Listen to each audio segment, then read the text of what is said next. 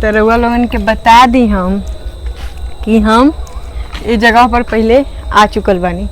जैसे वीडियो रउआ लोग देखने लगी बहुत शाम के आए रहनी, आज भी बहुत शाम के आयल बानी।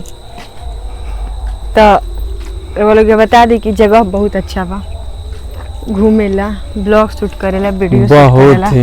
तो हम हाथ के वीडियो बनाइले इंस्टा पर, तो हम हाथ के वीडियो बनावेला यहाँ अनी है आ रील बनावेला अनी है आ कुछ काम भी रहा जौन काम अभी ना 6:30 के करीब में हुई।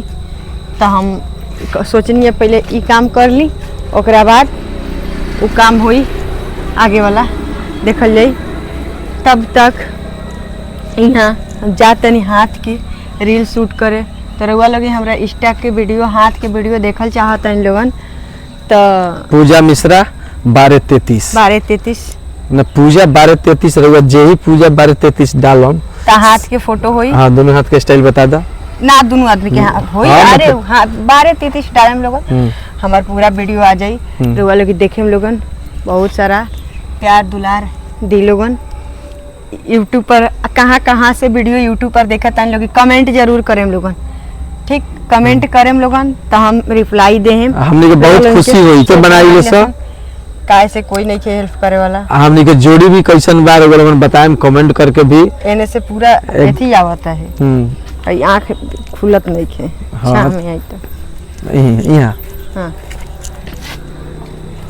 ना रउआ लोगन जब कमेंट करके बताएं न कि हाँ हम फला जगह से बनी तो हमरा बहुत खुशी हुई। हम जब कमेंट करम लोगी तो हम रउआ लोगन के फाइल खोलब, फाइल खोल के देखब कि रउआ लोगन के अगर बनावत हो हम लोग वीडियो ब्लॉग तो रउआ लोगन के वीडियो ब्लॉग जरूर देखल जाई। हमार रानी जो बाई न रानी ये बहुत मस्ती वाला आदमी है, बहुत मस्ती करेली, हमरो के बहुत परेशान करेली, मस्ती में परेशान। अभी दिखाई लेना। हाँ मस्ती में परेशान किन दिले वैसे हमरा कुछ कहिले खरीदेला के कहे से पहले आसानी से खरीद दिले, झगड़ा करे के मौका ना दिले, ई से खीस बहरेला। बताई लोग झगड़ा के मौका देबे ना करें। हम कह भाई चीज चाहिए, अभी चाहिए, ठीक बा चाहिए तो लोग के खरीदा जाए। झगड़ा करे के मौका देवेला आदमी तब न आदमी से झगड़ा कर लेला। कैसे झगड़ा करी, कैसे झगड़ा करी हमरा से बता दी। ना जाए दिले हमरा के हमरा नई घर एइला झगड़ा काहे जाए दी मन करे। रउआ लोगन बताई एगो इहे काम ना ना तो हइसन मेहरारू के हम चाहें कि हम मेहरारू हमरा से दूर रहो ना, आ कहे नहीं कि अकेले जाता हूं में ना तैयारी हो हेने करता है जब जब जहियन हेन एने हाँ एने से हाँ देख कितना अच्छा होता देख लोगन। तो हमरा के कबो ना जाए देवे नहीं। देखिए कितना अच्छा एने से होता। यही से हमरा खाली एगो गुस्सा यहाँ पर कभी कभी आवेला यही पर कि हमरा के। अच्छा रउआ लोगन बताई कि ऐसन मर्द बहुत भाग तकदीर वाला के मिलेला कि हम अपना मेहरारू के एक पल भी हम अपना से दूर रहे के ना चाहे कि हमारा मेहरारू हमरा से दूर रहस।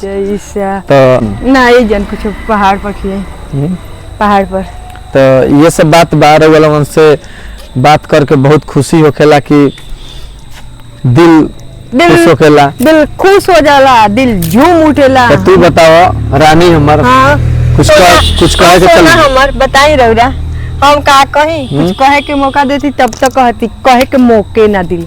एगो गाना सुनाओ तनी। अरे अरे बदरा अरे अरे बदरा याद नहीं के कोनो बात नहीं के याद नहीं केता हम सुना दी तोरे हैं ना हम सुना दे सुनाओ तनी याद आवे दे। जाते बनी राजा अब तो हम नहीं हर तू समारो अपन घर आ सुनी घर के कथा हमार माथा जल हजार बात लागेला जहर। तेरा कहीं तू ही हो घर के मलकिनिया, तू ही हो घर के मलकिनिया की हमरा सार के बहिनिया नु हो। अच्छा कि तोहरे नाम कइले बहरे जमीनिया जनी बन तू नगीनिया नु हो। बस मिला तनी से अगला ब्लॉग में तनी से रील वीडियो शूट करे। प्यार दुलार आशीर्वाद देम लोगन।